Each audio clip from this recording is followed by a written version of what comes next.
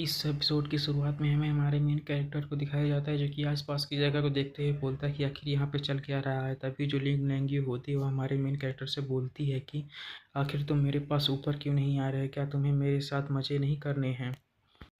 तभी जो हमारा मेन कैरेक्टर होता है वो लिंग लैंग्वेज की इस तरह की बात सुनकर बोलता है, मिस लिंग लैंग्वेज ज़रूर यहाँ पर कुछ गड़बड़ है, मुझे लगता है कि मैं सपना देख रहा हूँ। तभी जो हमारा मेन कैरेक्टर होता है वहाँ से भागते हुए बोलता है कि मिस लिंग लैंग यू, मैं यहाँ से जा रहा हूँ। तभी हमारा मेन कैरेक्टर गेट को जोर जोर से पीटते हुए बोलता है कि आखिर ये डोर ओपन क्यों नहीं हो रहा है। तभी जो मिस लिंग लैंग यू होती हैं वो बोलती हैं कि अगर तुम मेरे पास नहीं आते हो तो फिर मुझे पहले पहल करनी पड़ेगी ये सब चीज़ें करने के लिए।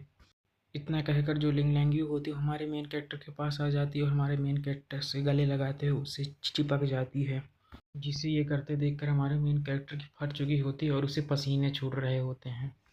जिसे ये करते देखकर जो वांगजी होता है वह लिंग लैंगी को अपने झटके से थोड़ा सा दूर कर देता है। तभी जो लिंग लैंगी होती है वो हमारे मेन कैरेक्टर यानी वांगजी से बोलती है कि क्या तुम मुझे सच में रिजेक्ट करने जा रहे हो, और क्या तुम सच में मेरे फेवर को रिफ्यूज़ कर ब्लड क्लैन का मेंबर बनने के चांस को मिस करना चाहते हो।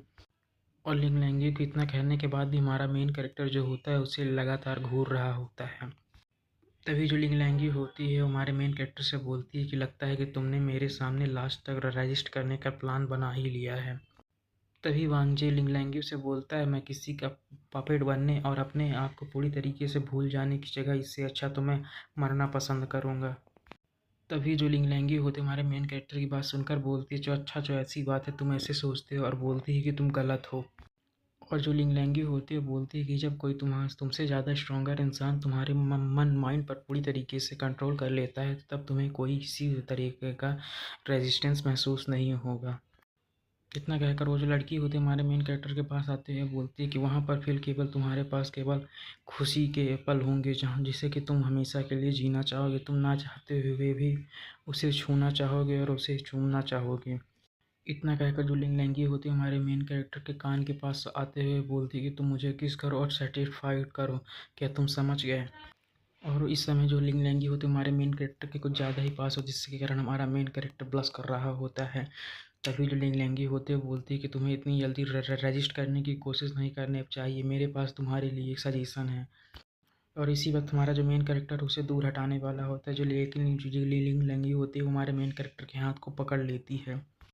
इतना कहकर जो लिंग लैंगी होती है हमारे मेन कैरेक्टर को पकड़ते ही बोलती है और बोलती है, क्या तुम मेरे इस सजेशन को सुनना चाहोगे।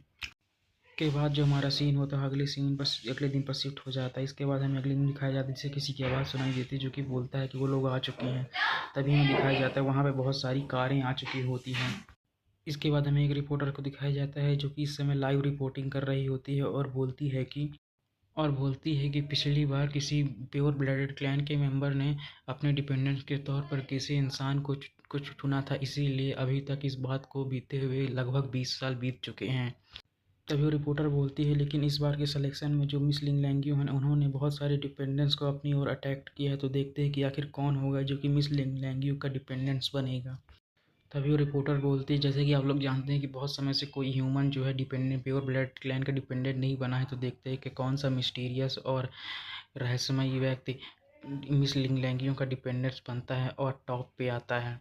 तभी हमें वहाँ पर खड़े कुछ लोगों को दिखाया जाता है जिनमें से एक बोलता है कि मैंने सुना है कि ये जो बैंक्वेट है यह जेडाइट शहर के जो ऑफिशियल्स और सीनियर्स हैं उनके लिए यह बैंक्वेट ऑर्गेनाइज की गई है और इस बैंक्वेट में मिस लिंग लैंगी अपने डिपेंडेंट्स के साथ मौजूद रहेंगी। तभी उनमें से कोई बोलता है कि हम भी देखते हैं कि आखिर ये कौन सा लकी विनर है जो कि अपनी फर्स्ट अपीयरेंस देने वाला है। बहुत सारे लोग उत्सुक हैं कि आखिर यह कौन है जो कि मिस लिंग लैंगियो का डिपेंडेंस बना है। तभी हमें दिखाया जाता है वहाँ पर मिस लिंग लैंगियो आ चुकी होती है और वहाँ हमें दिखाया जाता है कि एक बंदा मिस लिंग लैंगियो के लिए कार का गेट खोल रहा होता है। तभी हमें वहाँ पर खड़े 3 लोगों को दिखाया जाता है जो जिनमें से एक बंदा बोलता है कि इस क्रेजी वूमेन में ने अपने डिपेंडेंट्स के तौर पर एक ह्यूमन को चुना होगा। तभी दूसरा बंदा बोला था, हाँ ये चीज़ तो किसी ने भी नहीं सोचा था। तभी उनमें से एक बंदा बोलता है कि जो प्योर ब्लडेड नोबल्स होते हैं वह हाई ब्लडेड नोबल्स के लिए जो एंशियंट ह्यूमन फैमिलीज होती हैं उनसे बोलकर अपने लिए डिपेंडेंट्स को चुनते हैं। तभी वहाँ पर खड़ा दूसरा बंदा बोलता है, यह एक पॉलिटिकल एक्सचेंज होता है जिसके द्वारा इस सिटी में रूल को स्टेबलाइज किया जाता है। तभी वहाँ पर खड़ा एक और बंदा बोलता है कि मुझे लगा था कि वो मजाक कर रही है, मुझे नहीं लगा था कि जो उसका जो डिपेंडेंस होने वाला वो इतना ज़्यादा ऑर्डिनरी होगा। तभी हमें हमारे मेन कैरेक्टर को दिखाया जाता है जो कि वो कार से बाहर निकल रहा होता है। तभी हमें किसी की आवाज़ सुनाई देती है जो कि बोलता है कि मैं भी देखना चाहता हूँ कि आखिर यह कौन सा ह्यूमन है जो कि मिस लिंग लैंगियो का डिपेंडेंस बना है। इसके बाद जो हमारा मेन कैरेक्टर होता है वो कार से बाहर आ चुका होता है और हमें दिखाया जाता है कि हमारा जो मेन कैरेक्टर होता है इसमें बहुत ज़्यादा हैंडसम लग रहा होता है। और यहीं पे ये हमारा एपिसोड ख़त्म हो जाता है। अगर वीडियो अच्छी लगे तो लाइक कमेंट सब्सक्राइब जरूर करें और अगले वीडियो के लिए वेट करें। Thanks for watch.